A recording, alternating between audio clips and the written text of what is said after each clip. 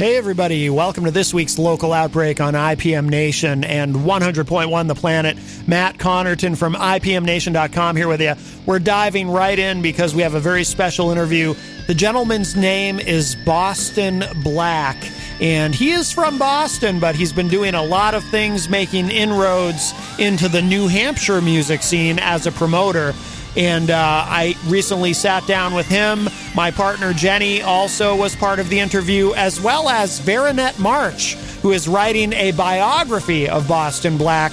We're getting right into it because I want to make sure we can fit the entire conversation into the short time that we have together. So here it is, the opening part of my interview with Boston Black. I will let you, because I'm not sure how to introduce him because he has more than one name. I will let you introduce our wonderful guest that you've brought with us today. You've brought with you today, I should say. Yep. So Charles White, also known as Boston Black. Hey. Boston Black. You're a member of the Bulldogs. Yes, LOG gotcha. And the Bulldogs. Gotcha. So I'm one member of the Bulldogs, LOG. Oh, I gotcha. Okay.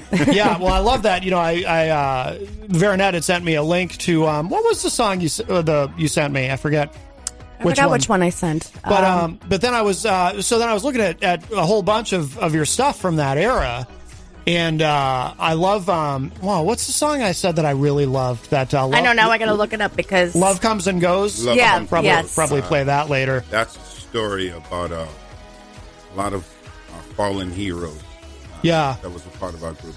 Yeah, great track. I have a lot of questions for you, but you, sir, you have a show coming up.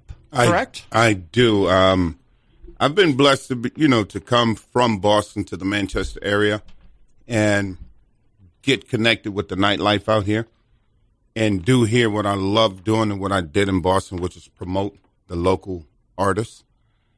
So the club formerly known as Panucci's, which is now 603. Yes. Yep. In my opinion, is probably one of the hottest nightclubs on the Strip. Shout out to Kevin. He has given me an opportunity to do a concept. You know, I'm a concept promoter. Turn Up Tuesdays. Turn Up Tuesdays. One Tuesday a month, the end of every month, I bring a combination of local artists and artists from either Boston, Connecticut, where have you, down and spotlight that talent. That's awesome. Yeah. I like the sound of that a lot. Yeah, so this August 31st, Turn Up Tuesday, we got a lot of the heavy hitters from out of Boston who will be coming down. You know, Sandro Castro, Gandhi Quiggs. We got a local talent that's amazing. A young lady by the name of Unique Harmony. She has a voice of an angel. So it's going to be fun. I've seen her online, I believe. That name's super familiar to me. Yeah, she's amazing, her voice. This will be the first one? This will be the second one. The second one, okay. Excellent. Yeah. So you said you called it concept. You're a concept promoter? Yeah. So my thing is, you have an establishment. You know, what you do on Fridays and Saturdays is locked in stone. You don't need me to come in and do anything. So, I like to take an establishment, where the ebb and flow of the clientele on a Monday, Tuesday, or Wednesday. Yeah. I want to bring a concept there. Yeah. I want to make it become a thing. Yeah. That people look forward to. I got Work It Wednesday coming in October. What's it called? Work It Wednesday? Work It Wednesday. For better or worse, on radio, if you got what it takes, you're a twerker, you come out and you work it on Wednesday. Yeah. Nice. And we give them $300 prizes to the best twerker. Oh, very cool. Awesome. Nice. Concepts. You're obviously, you're from Boston. Have you done other concept promoting here in New Hampshire? This is my first in New Hampshire. Okay. I've done elsewhere in New England. Boston was my hub. Yeah. That was my home base. So I had a couple different places that I did these things at. Yeah. And it's just once a month, give you that taste, that hunger. That you got something to look forward to that one Monday, Tuesday, or Wednesday a month. Excellent. I like that. Absolutely. I like that a lot. We have a call. It's Christian, and I just want to give big props to this man because he's supporting local artists and he's revitalizing the local nightlife scene out here. Thank you. Absolutely. Of course. Well said. Christian, also known as DJ Reckless, and he's very active in the scene here. Nice. He's got a bunch of stuff coming up. He was, when I told him you were coming on today, he was excited. I said, call in. Awesome. He was more like pouting. Yes. If I had known. Yeah. And if I might add, because I truly don't know all of the artists here, I have been looking for the artists, the local artists, to send me their music, Yep. To connect with me so that I can put you on the stage. Yeah. Well, you came to the right place at WMNH. Hey, Yes. Absolutely. Christian might have some suggestions. link with Oh, me. of course. Actually, I think him and I know a lot of You probably mutual people. You probably do. Yeah. I think I ran into him Saturday. I was downstairs at Panucci's, or 603 now. You with Curtis. did. Oh. I remember now. You did, and we dapped it up, and we good. said that we'll link. Excellent. Very good. What do you have tonight, Christian? You've got. I can't keep it all straight. I'm going out to Cheers and Beers. It's the grand opening. Tonight's the grand opening of Cheers and Support Beers. the homies. Yeah, excellent, outstanding. All right, very good. Yeah, thank you guys. Keep it up. Keep revitalizing the scene. It's great to have you and see people caring. Yeah, For lack of better wording. yeah. Thanks, brother. I love music, man. I love hip hop, man. Of course, that's the main reason I got into DJing. Definitely. All right, Christian. Thank you for the call. All right, thank you. All right, bye.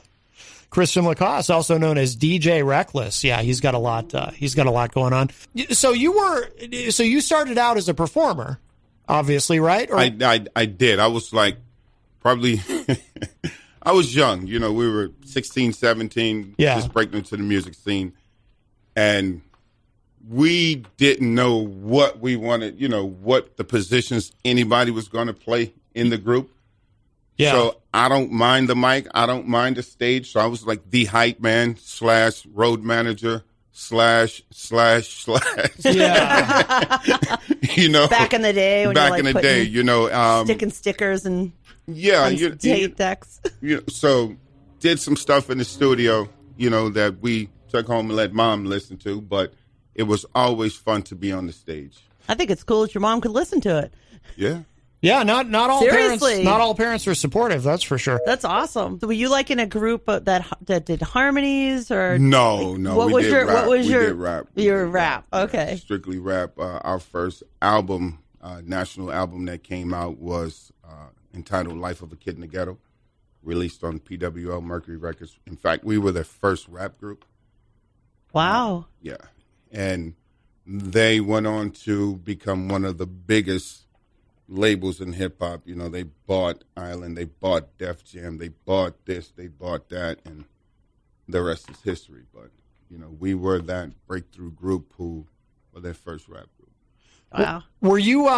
Did it change at one point? Am I reading this correctly? Was OG into Bulldogs, and then it just became to Bulldogs? So we kind of split after a while. Yeah. So the group itself was OG and the Bulldogs, and Ed came out with his first album. Then each individual member would then go on to do his album, which they did, the Bulldog album, and then okay. it was like a Wu-Tang movement back then before it was considered a movement. Oh, okay. You know what I mean? Yeah. You got the first guy who gets through the door, holds the door open, and brings the rest of the crew in. So you guys were kind of the template for that then, or at least in Boston, right? In Boston, we was the first group aside from Keith Elam. Okay. Gangstar. Yep. He left the group. Props. Wow. Major props. He moved to Brooklyn. Okay. And took the Gangstar movement to Brooklyn. I honestly didn't know he was from. I'm familiar with him. I didn't know he was from Boston. Everybody thought he was from Brooklyn. Yeah. He's from Dorchester. Keith Elam. I'll be damned. Yeah. Huh. He's from Dorchester. I grew up with him. Wow. But that's how it was. Back then it was get through the door and bring us with you. You have a group of guys who all have individual talents. Yeah. Ed had his talent, Smooth Ice G, who's now known as Flaquito Chulo. He has his own talent. Bulletproof has his own talent. DJ Cruz has his own talent. acting up, was Darren. He went on to Hollywood to make movies, and come back to make, records. It was a movement. And we didn't realize that that's what we were doing, but it was a movement. Now, do you use the name Boston Black for everything now, or? I do. Okay. I do. But you weren't using that name back then, right? It was just Black. It was just Black. Gotcha. The name Boston Black, there's a story behind that. Oh, okay. You'll have to read my biography. Okay. We're giving the plug. Well, yes, I'm glad you mentioned that because seriously, talk about that. Yeah, Veranette, when she messaged me, she said you're writing his bio. Yep. Yeah, that's and it's going to be a very interesting story. Like, I feel it's going to be a type of book that you're going to pick it up and finish it that night because there's so many different things discussed in the book from the start, not just the music, but his life story. That's awesome. I'm looking forward to that. Yeah. Well, give us something. Maybe a little teaser. Give us a teaser. Yeah. Like what? What was something that you can share that was interesting that you found out, Veranette, when in starting to gather the information? What was something that was like, really? Well, you know what? It's funny because when we're talking about the federal prison systems, Boston Black was involved with a lot of that, and it's almost like a Shawshank Redemption kind of thing. Really crazy what goes on, in the prison systems and how it's really, what do you call it? A society within a society. A society within a society.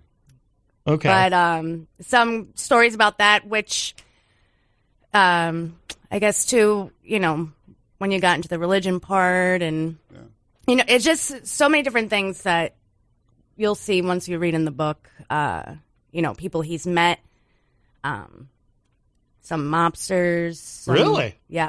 Interesting. So, and just how he was involved with that and how things are, like you could be in one federal prison, let's say Texas, and then be transferred to Colorado, and then all of a sudden now be part of that group there because they already send a message like he's okay. To be wow. The kites that fly. The kites. Yep. Interesting. So, yep. Interesting. The kites that fly. You really get an in-depth view of like how that works. Yeah. Okay. Now, how did the two of you connect for this project, for the biography? We actually met randomly. It was so random. We were at 603, and then he was speaking about how you wanted your story to be heard, and then I happened to mention that I did freelance write for Manchester Inkling, yes. and I got involved in a couple things with that, and then I had him read a couple of the articles, and then we just took it from there. Okay, awesome. Yeah. Very Wow. cool. Yeah, if I might add, the LOG and the Bulldogs documentary dropped about a year and a half, maybe 2 years ago on Amazon. Yeah. And I was next in that series of documentaries. And for whatever reason, I was sharing my thoughts about the documentary with somebody. Yeah. And overheard that she was a writer. Oh. And that she was not just a writer, but like her work has gone abroad. Yeah. And as much as I think I can write, I've written a whole bunch of little manuscripts that I've never done anything with. Yeah. And when I seen, the professionalism that she put into her writing, now I guess the cat's out of the bag. People know that I didn't write the story. Right. So I came to her and I said, listen, I showed her what we had did. Yeah. Our group's history. I was totally honest with her about my history. Mm-hmm. And the reason why I had to get honest with her about it because I needed to spend time talking to her about the person that she was writing about. Okay. That makes a lot of sense. Yeah. I have to, and I don't mind sharing my story. It's truly not a story of redemption. It's just it's a story of, bad things happen to good people. Yes. Yep. When you talk about redemption, then, everybody gets spooked out because they think it's a religious book. This is a story about bad things happening to good people who are in the wrong place at the wrong time with the wrong group of people. Yeah. So in order for me to get that story out, I needed to go deep down inside, and I need to be honest with the person who was writing this story. Yeah. Because there are so many people who have great qualities. They're lost in the cracks because they're afraid to tell their truth. Yes, that's very, very true. They are so afraid to tell their truth till they get lost. Mm-hmm. They don't know what's out there. And I'm the first person to tell you. I went to federal prison April Fool's Day, 1990. Okay. I came home. You ready? Yeah. Halloween 2008. Okay. In doing so, while there, I have a business degree and a psych degree. Wow. Got myself out of prison, became a paralegal. I can't practice, but I took the 2-year course. No kidding. Got myself out of prison. I'll be damned. Wow. And while out, I went to school, became a medical assistant, got my LPN, and went on to manage some of the biggest departments in the biggest hospitals in Boston. Wow. And then went back to teach at the very school that I graduated from. That's awesome. Wow. Why? Because I had to share the truth. Yeah. And I talk this truth to people who are just like me, who are hiding in the shadows, afraid to tell people. That's my story also. Yeah. Again, it's not a story of redemption. It's a story that you cannot allow your past to dictate your future. Sounds very much like a survivor story. Yeah. And that's where the gap came with Edo G and the Bulldogs and me. That's why you see the first 2 albums, you see me there on the cover. Everything afterwards, I'm vanished. Oh, okay. So my story is to let people know what happened. This is Local Outbreak on 100.1 The Planet and IPM Nation. And this is Matt Connerton bringing you part 2 of my interview with Boston Black. Back together, every member of the group, with the exception of Scientific, bless his soul, who passed, Okay. 30 years later, still doing music. Oh, so you're back together now? Most definitely. No kidding. That's awesome. We had our 30-year, we performed for the first time in over 20 years on stage together, all of us. Wow, no kidding. That is At so 603. cool. No kidding. That is so cool. That's amazing. That must have been surreal. It was. So my story is to let people know that, thought is the cause of it all. And if you apply yourself, you can change your existence. You can change your reality. Yep. I'm right there with you. Was there a moment for you where something kind of clicked? Because you obviously you started really going hard at getting an education while you were in prison. Right? Now you're getting into the book. Yeah, now you're getting into the book. It's a chapter in the book. Should I? Not too much. I think we teased enough on the. So that's the book. See, Yeah. so don't you want to read it now? I do. See? Big time, right? Yeah, I'm a healthcare professional. I own my own. I healthcare love that. agency, That's awesome. And I don't mind telling people my truth because I don't want people to hide. I don't want people to be afraid. Yeah. I don't want people to think that they cannot succeed. Do you think the fact that you became a healthcare provider played a role in being able to be open about your story? No. Not at all? No. Nope. See, I was wondering just about taking care of others, if that makes it easier for you to... It had nothing to do with it. My core is good. I come from a very great core. Values that my grandma... Oh, no. I didn't mean that. I think I said it the wrong way. No. I understood exactly what you're saying. Okay, cool. This is the story of bad things happening to good people. It's always been there. I diverted. I made the wrong decisions. Not society, not the system, not the color of my skin. I made the bad decision. Yeah. And knowing that, I fixed it. And it's basically showing too, because technically, and it would be mentioned in the book, but how anyone, because if you think about it, it's not just gang members in the prison systems. You got people like Bernie Madoff, or this, that screw people over or do something wrong. It could just happen to anybody that just makes a bad choice in life. And if you think daily on how many times a day you have to make choices. Yep. there's always going to be one that might not be the best. Yeah. And even if it doesn't, land you in a federal prison, Yeah. it could affect some money. It could be a negative, and so Yeah. it's just the choices that you make throughout Yeah. life. Absolutely. Mm-hmm.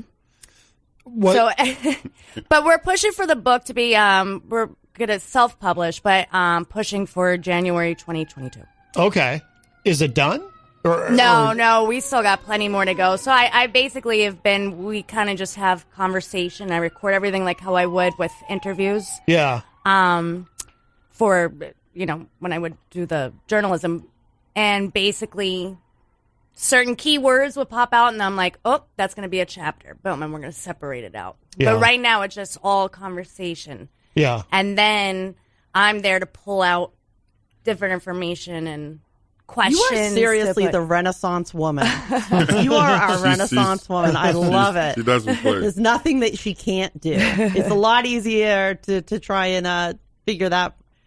There's nothing you can't do. Thank you. Healthcare, promotions, bartender, writer, Dancer. autobiographer now, or biographer now. Yeah, dancer. Yeah. You got it all. So, but it's like I said, it's gonna be a really gripping story, and what I want, and I definitely feel that I'll be able to portray definitely what Charles wants to bring out in the book. Yeah. But like I said, as you're reading through, to not want to put it down. Yeah. Yeah. So, and finish it. And it's not going to, I don't want to make it like a real thick book or whatever, but enough where it's like, the chapters are shorter, just so that it's like, oh, okay, now on to the next thing. But it's still picking up, building that momentum. No, So. I get you. Charles, is this like therapy for you when you sit down with Veranette and you tell, because, when you were talking about telling your story, how it was important to you to share your story, and some of the verbiage you used, it reminded me of someone talking about going to therapy. It's ironic that you asked that question in combination with the first caller who called in. Yeah. Yes, EZG. Yeah, Eric. It's yes, to answer the question, it is therapy, because I had a conversation last night. I was at 603 about the writing, and somebody says to me, well, why don't you just keep doing the DVD series? I said, because the men and women who I left behind in federal prison, they don't have Amazon accounts. I want it to be in print so that it can reach them. Oh, yeah. So they can reach them, so that they can know that is not final. Right. So when you ask the question about whether or not it's therapy, most definitely, because she's given me the opportunity to express those thoughts, to let people see the steps that I took to make it possible, and to get it out in bulk to people, as opposed to me sharing these thoughts with people at a cookout. Right. Or over a beer. Right. I don't have to know you to read my thoughts, and it becomes helpful for you. It's therapy for me because I'm talking about it. I'm not a powder keg giving off sparks. Yeah, that makes sense. Yeah. You know what I mean? Yeah, absolutely. That's a great analogy. Yeah. I'm releasing it, that pressure. Yeah. And going back to what the original, that caller, mental health is not a topic that's discussed among the rap community or even in the urban communities, be them white, black, or Hispanic. Yeah. Depression, mental health, it is real, and it affects all of us. Yes. Whether you realize it or not. As a kid, I was classified, he has he's hyperactive. Well, that's ADHD now. Right. Yeah. Yeah. And if they could have given me medication back then, I'm sure they probably would have. And then being away in isolation for so long, the depression sets in. The wondering, what did I do with my life, sets in. Oh, I bet. Those questions begin to kick in. The rumination. The self-doubt, all of it. And when I applaud that gentleman who actively seeked Yes. help. Yes. Because a lot of us don't seek help. Here's what men do. We transfer emotions. When we're in pain, it comes out aggressive, anger. Mm-hmm. We're PO'd. And people are like, what's wrong with him? But what they don't know is that deep down inside, there's something going on at the core that I'm afraid to talk about. Right. Because if I discuss it, I'm going to be looked at as though I'm a cuckoo. Yeah. What's that expression? Anger is just sadness stuffed down or something. I don't have that quite right, but there's an expression about that. I think it's gotten better, though, right? I mean, just broadly in terms of the stigma. Like, I struggle with depression, and As do I. yeah, and so many of us do. And 10 years ago, I never would have just openly said that. You know what I mean? I tried to hide it. And probably not much longer than 10 years ago, I tried to even hide it from myself. I wouldn't even admit it to myself that I had a problem. I would try to tell myself, no, I'm fine. But now I feel comfortable openly speaking about it because, well, there's millions of us, who struggle with You're this. not alone. So, yeah. And if you look on I don't know where it came from, but all of a sudden now it's just all over my Facebook feed. Like if you suffer from depression, you're not alone. Yeah. Before I had to be honest with myself about it because it pushed my family away from me. Yeah. Here I am, 6 foot. I was bigger than this. Bald head, black guy. I'm the rock. I'm the strength of the family. I cannot tell them that I have issues and bouts of depression, sadness. I'm supposed to be strong for everybody. Mm-hmm. But when you give yourself continuously to people, you become emotionally bankrupt. You have nothing for yourself when you need it. Mm-hmm. So people begin to ask the question, what's wrong with you? Oh, well, I some stuff on my mind. That's how we chalk it up. Yes, I got some know. stuff on my mind. Yeah, exactly. I'm afraid to tell them what's really on my mind. Yeah. Why I stay in the room for days on end, why I just shut down, become a recluse and don't talk. Mm-hmm. Because the weight of the world, I feel it. Mm-hmm. And it's stifling me. My chest, Yep. I can't breathe. My hands, I get sweaty. My anxiety is elevated. Mm-hmm. People don't understand that. So Yeah. now all of the celebrities, and here's the funny thing, we're common folks. Now the celebrities are talking about it. It's become a thing now. Yeah. Where people are coming out of the woodwork, laying down their careers and saying, I need to deal with my mental health. Yep.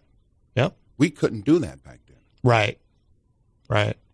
So there's progress. There is progress, and I like it. But you were saying in terms of the hip hop community, there's no. Well, is there still a stigma there? Of course there is. Yeah. Of course there is. Yeah. She and I were talking just yesterday. And I'm going to take it away from hip hop for a second. Sure. And I'll tie it in later. Kurt Cobain. Yes. Janis Joplin. Jimi Hendrix. We're talking about kids who had nothing and all of a sudden became somebody. Yeah. Mass amounts of money. So here's what happened. People come out of the woodwork. Mm-hmm. Those people feel entitled. I need you to do something for me now. Mm-hmm. I need you to help me out. That's pressure. I'm your long lost cousin. Yeah, Don't you remember me? Yeah, that's pressure. And now you have the guy over here who's plying you with drugs, right? Yeah. You have all of the resources now to buy these drugs. Yeah. So when that pressure from the outside gets too much, drugs become your friend. Mm-hmm. Alcohol become your friend. You self-isolate and indulge. Mm-hmm. And here comes the explosion when the overdose comes. You know what people say? Yeah. He was a junkie. Yeah, he was an alcoholic. No. They didn't look at what happened prior to that. Right. Same thing applies in the urban community with hip-hop. Here's kids from the ghetto.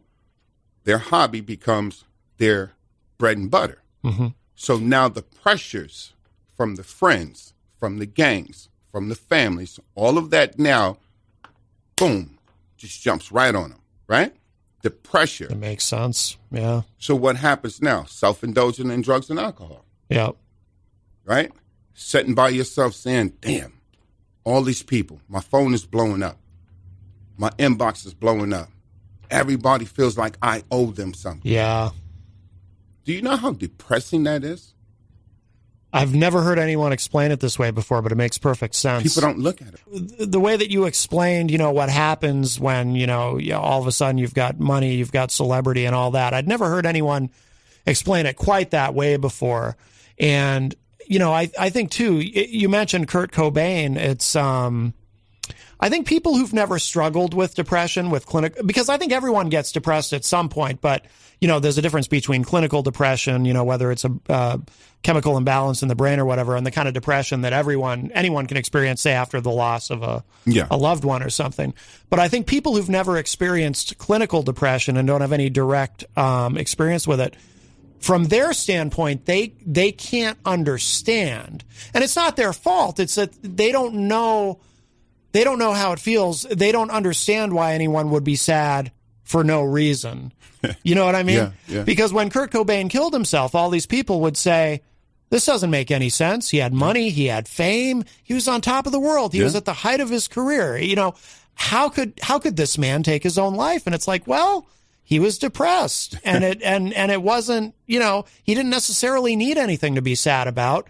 That's the nature of that beast, of that demon that is depression. And it goes to show you that these things, too, if you think about it, and you hear about it all the time, as cliche as it is, where it's like money can't buy you happiness. No. You're like, it helps, pay the bills, and, you won't have those worries. Mm-hmm. But at the end of the day, if you don't fix what's inside of you and what's really going on, and you have that open conversation with yourself, you write it down, you do this. And even when I moved back, you remember that whole, I was having all that, those panic attacks and whatever else. And even though I didn't feel anything was happening, like it wasn't like I was sitting there thinking, oh, I'm having an issue, or whatever. It was something maybe subconscious or whatever. Yeah. But, like even at work where I almost had a stroke. That's why I'm like moved back. And then I was getting these panic attacks. Remember, I couldn't breathe. And all of a sudden, I go, where's this coming from? They can truly feel like you're having a heart attack. Yeah. Which is why you got to go to the hospital, because you don't know which one it is. Right. Yeah. And you got to get the right treatment. But it's just crazy how it could just happen. Local Outbreak on IPM Nation and 100.1 The Planet. Matt Connerton here. And this is part 3 of my interview with Boston Black. Well, I think this is such a great topic, especially to talk about men's mental health, because I don't think we talk about it nearly enough. Mm-hmm. But we can see the other examples. Chester Bennington, look what happened there, what happened, and who passed away right at the same time. Chris Cornell. Chris Cornell. Yeah. They both committed suicide within a very short period of time of one another. Yeah.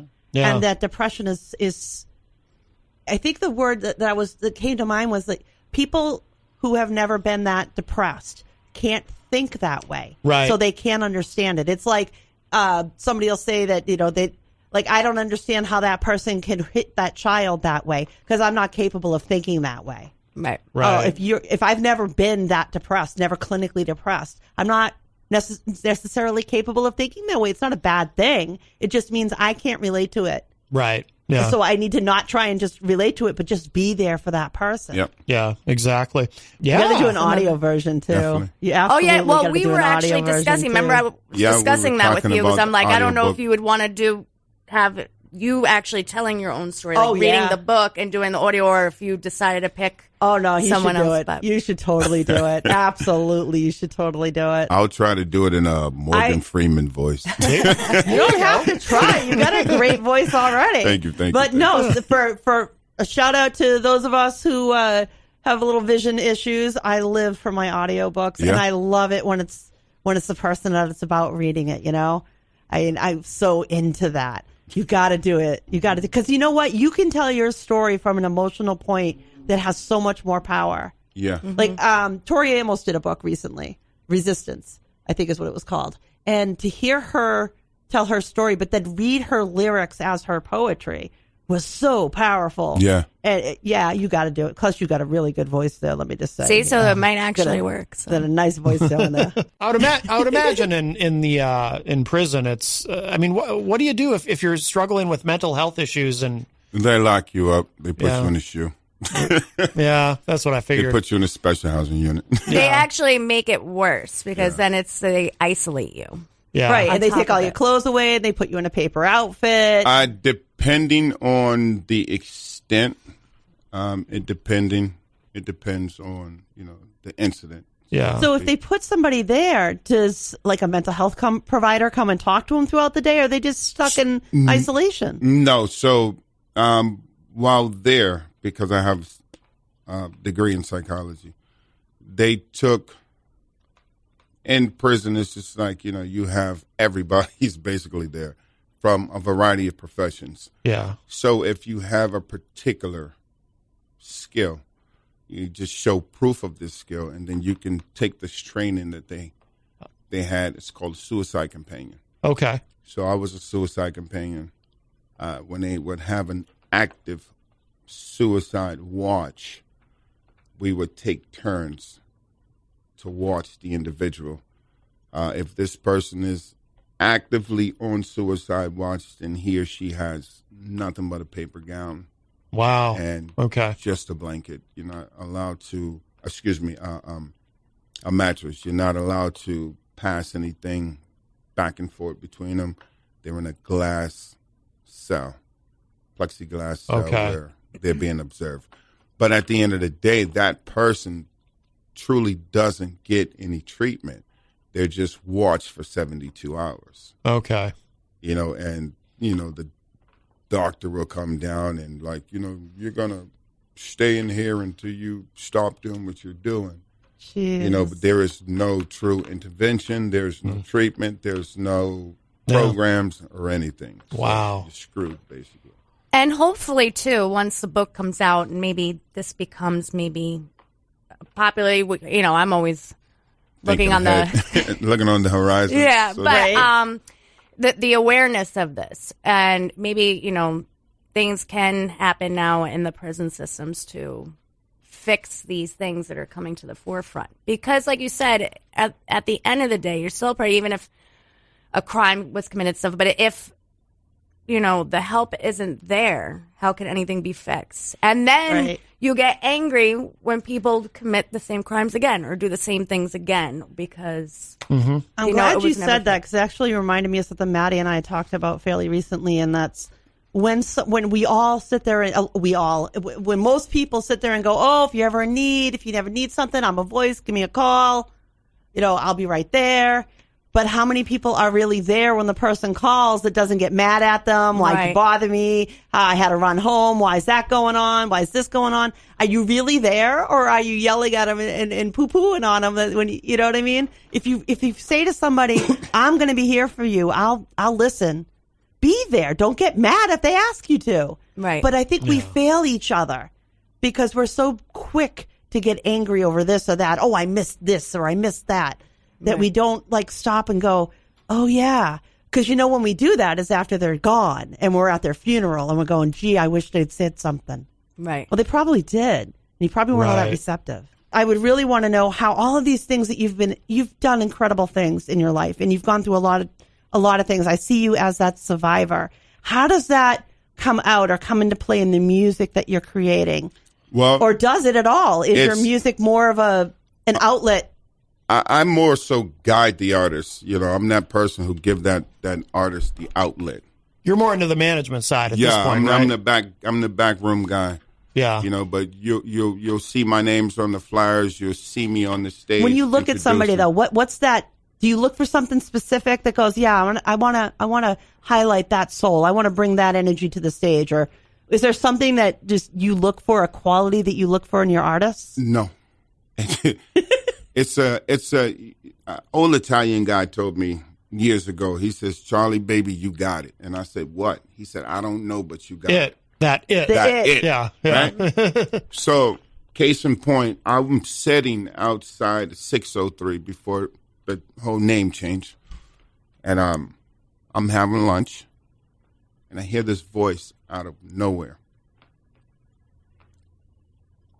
I didn't realize how close it was to me. And I turn around, and my eyes are just glued to this young girl sitting in the corner, singing at the top of her lungs, singing her heart out.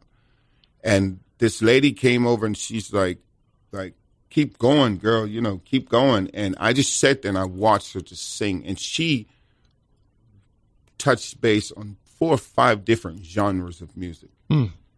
And she was like, well, what do you want me to sing? You want me to sing a country song? And she did it. And whatever the girl asked her to sing, she hit it. Wow. And I waited for a couple of days because I didn't want to come across as like the creepy guy. Yeah. You know what I mean? Yeah. I was watching you from the corner of the room. I said to her a couple of days later, I said, you have an amazing voice. She says, how do you know I can sing? And I says, I heard you the other day. That sparked the conversation. I said, have you ever done music before, professionally? Was she performing there, or she was just like at the table in the corner just singing along? She's the young lady who serves the drink. This is Unique Harmony. Oh, that's awesome. Uriah. Oh, okay. See, I'm not familiar with that artist. I talked to her, and I says, I would like to bring you to Boston to our studio and have you sing for my guys. And, she was like, sure.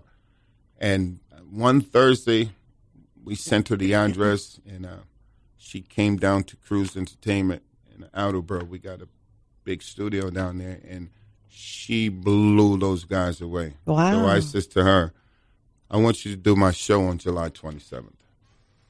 And she came down, and she did the show on July 27th, and it was such a demand for her that I'm putting her back on the show for August 31st. And we actually sent her music so that she can write to. Yeah. So it's stories like that where these voices just come out of nowhere. I remember as a kid when I would go to the radio station, 95.3 FM Street Beat in Harvard Station. It was on Quincy Street downstairs from the fire department. I was real young. And you would hear this lady strumming her heart out, singing, Homeless Lady. Well, years later, this lady became Tracy Chapman. No kidding. No kidding. Wow. I love her. I love her. You got another part of the book. Music, you never know who has that voice. That is so cool that you found somebody like in a. You see that in movies, but you don't think it happens in real life. She's amazing, and we are trying to work with her to make her a star. And this is someone you're going to have at 603? She's going to be there on the 31st. Her name is she Uriah. currently works there now. She works there. Oh, okay. Wow. She works there, and her voice is beautiful. Oh, see, now I'm kind of curious here to go hear that voice. Her stage name is Unique Harmony. I like that name. I do like that name quite a bit. She's amazing.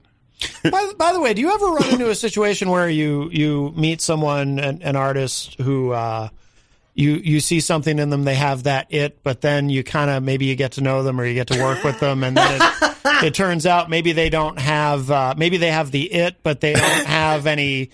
See, because there's a hollow hole behind. Well, the thing is, because I used to do a lot of promotion, local promotion and stuff. I've gotten away from all that, but I used to do that, and like when we used to have the Uptown Tavern up the street, I did a lot of shows there where I'd book a bunch of bands on a night. Yeah. But and I did a little bit of artist management, but I came up with an axiom. I always said everyone wants to be a star, but only as long as it's easy. Yeah. Because I just would run into so many people who.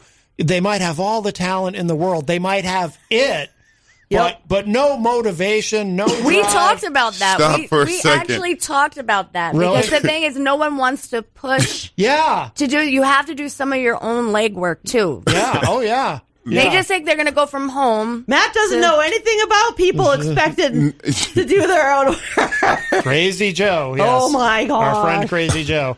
I'm laughing because I don't know if you go back on you and I are Facebook friends now, so I don't know if you go back and see any of my old posts.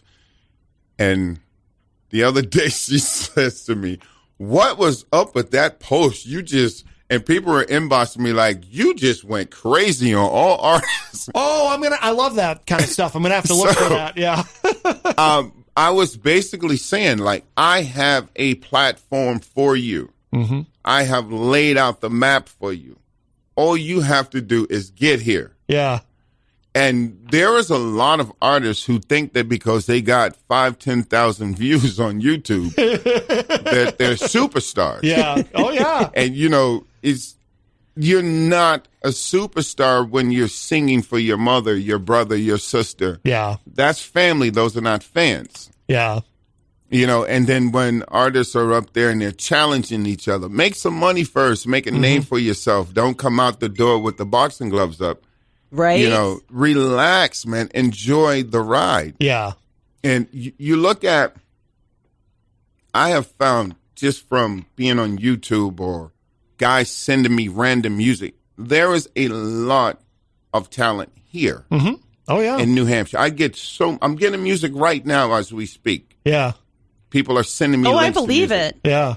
And Boston has some of the greatest artists. You have artists like Made Men, RSO, Fam Feta, Sandro Castro. These artists, they know that there's work that need to be done. This business is an action-oriented business. You cannot go in the studio, do a demo, and sit home and wait for people to come and buy it. Right.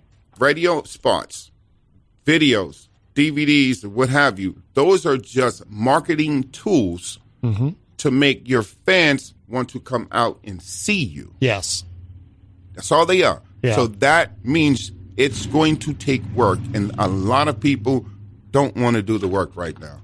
I think that's part of today's society, though. It seems like because we're such a have it yesterday society, I need my satisfaction now. Yep. It seems like, especially personally for younger folks, I have found it difficult to say, you slow down. You got to get some experience going. You got to get in there and do the job and earn a name and earn a reputation. And that takes years. It's not a week. It's not overnight. It's not go watch a YouTube video and you're good to go. And I feel like today's society is just so I wanted it yesterday that sometimes it's hard to find people willing to put in the work to actually get there. Well, on that note, I'll give you all some homework. Oh. Go on to YouTube. There is a video. It's called Millennials in the Workplace. I think I've seen this, actually. Wait a minute. Isn't that what we are? Space. No, we're not that. It hits the nail right on the head as to what you just said. I bet. And I used it as a teaching tool. Yeah. Millennials in the Workplace. And then you can inbox me and tell me what you think, or you can put it on the post and tell me Millennials in the Workplace. I have to check that one out. You'll appreciate this, Charles. I used to always, when I would do shows, I would talk about the mythical record company Scout. These people who think that, they're going to go and play some shows in their local bar. They're going to play a couple times. And then the mythical record company Scout is going to show up one night and be so impressed that he's going to whip out a contract with a 10-album deal. And now you're Pretty Woman. And then the next day you're on a plane flying to the Playboy Mansion for a meeting with some executive. But they still have that place? I thought he died. It's a wrap. He died, I think. The place still stands. Yes. His daughter oversees the operation. I didn't know that. So there's still a bunny house. Oh, yeah. I did not know that. Local Outbreak on IPM Nation and 100.1 The Planet. Matt Connerton here with you, and this is the fourth and final installment of my recent interview with Boston Black. But I want to make sure we promote, it's August 31st? August 31st, Turn Up Tuesdays. Club, 603 Bar and Grill, Manchester, New Hampshire. Come out, turn up with us on that night. Doors open at 8 o'clock, 21 and over. Excellent. What about for people who don't like turnips? Well, I can't be the first one to use that seriously, joke. All right. Is that like a dad joke? That was terrible. Wah, wah. Am I the first one to use that joke? I've never heard that. Everybody likes to turn up. Man. Okay. You just don't know. It's a natty thing. Yeah. But by the way, is there somewhere people should go online specifically to keep up with everything that you're doing? Because obviously you're doing other events. Yeah, they can. Right now, a lot of the stuff that I'm doing is at 603. So please go on 603's Facebook page. Like them, friend them, share them. It's 603 Bar and Grill, Manchester, New Hampshire. Or you can find me on Facebook, Boston Black. Of course, you and I are friends. So Boston Black, you'll see an image of me with the mic in my hand that says, "We can do this. I'm vaccinated." in my group, LG and the Bulldogs are in the background. But 603 Bar and Grill, like their page, share their page, look at their fan. They have a lot of the upcoming events that I'm doing. Yeah. You can follow us there, or you can just go straight to Boston Black. And for the book, we're looking at January, you said? January, probably? I'm hoping to start getting That's awesome. it out. Yeah, I want to push for that. Might go a little over, but let's see. How much of an adjustment, by the way, was that when you came out? And we've got Facebook and things like that. Can I just one thing about when I first came, please? No, we got to see. I think it's the funniest. Oh, no. Oh, let him. Come Sure. on. It's going to be I want to hear it. the one Okay. story. Come on, please. Okay, so Bluetooths. Do you know the things you put in your ear? Bluetooth, yep. I had never heard of them, never seen them before. And I was on the platform at Downtown Crossing, I know where this is going. getting on, waiting for the train, and everybody was talking to themselves. And I was like, huh? And people were like giving me the finger, like, shh, pointing at their ear. I'm like, what the heck is going on? Yeah. Everybody's crazy. And it's like, wow, yeah. flip phones, I'm forget about it. Yeah, culture shock. Yeah. Everybody was understand crazy. that. That's great. I especially appreciate that because to this day, it is the year 2021, and I still haven't gotten used to seeing that. When I see someone just talking, like I wonder, is that person crazy or do they have a Bluetooth in? Because around here, you can't. Yeah, you here can't we be are sure. talking about mental health, right? Oh, no. And here we are talking true. about being tolerant with mental health. Yeah, Like, listen to this one I was over so here. freaked out by Listen to oh God, right? Oh yeah, that had to be wild. Huh? Something's in my head. Charles, All right. Boston Black, thank you so much, my friend.